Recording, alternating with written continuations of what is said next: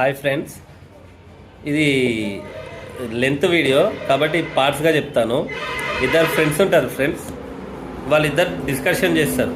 అరే, నా దగ్గర వందల మంది ఫ్రెండ్స్ ఉంటారు రా భయ్, నేను ఎప్పుడు రమ్మంటే అప్పుడు వస్తారు, నేను ఏది చేయమంటే అది చేస్తారు, నా కోసం వాళ్ళు జాన్ ఇచ్చేస్తారు రా భయ్ అంటారు. ఇంకో ఫ్రెండ్ అంటాడు, అదేంది మా మామల నా దగ్గరికి ఎవ్వరు రమ్మంటే రారు, ఒక్కడంటే ఒక్కడు రాడు, ఎందుకు మామ అని అంటాడు.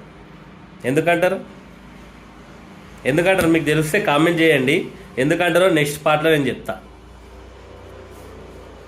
ఎందుకంటాడంటే ఆ ఫ్రెండ్ ఏమో మంచిగా నీట్గా ఫ్రెష్గా స్నానం చేసుకొని రెడీగా ఫ్రెష్ మన ఏమంటారు దాన్ని పర్ఫ్యూమ్లు అవన్నీ కొట్టుకొని ఫ్రెష్ ఉంటాడు.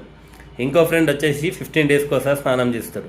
అరే, నువ్వు స్నానమే చేయరు, నీ దగ్గరికి ఎట్టొస్తారా అంటే, రాకపోయి మామ, వస్తే రోజు వాళ్ళకి తాపుడు తినిపించుడు తింపుడు ఇదే అవుతున్నది, ఇట్లా అయితేనన్నా నాకు పైసలు మిగులుతాయి కదా మామ అంటాడు.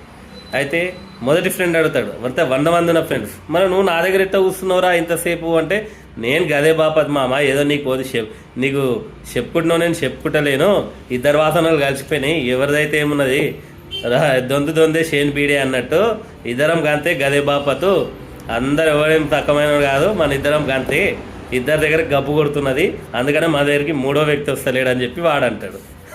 Thank you friends.